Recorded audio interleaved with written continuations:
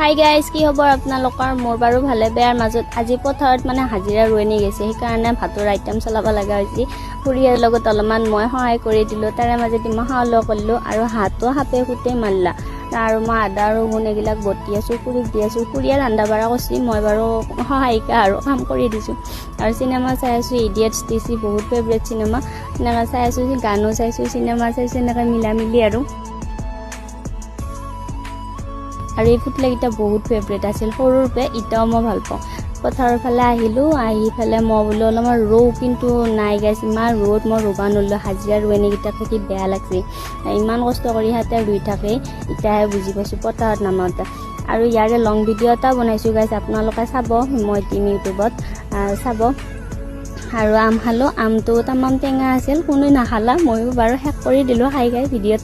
লং ভিডিঅ'ত চব দি দিম, আপোনালোকে চাব গাইছ। আজিৰ কাৰণে ভিডিঅ'টো ইমানেই।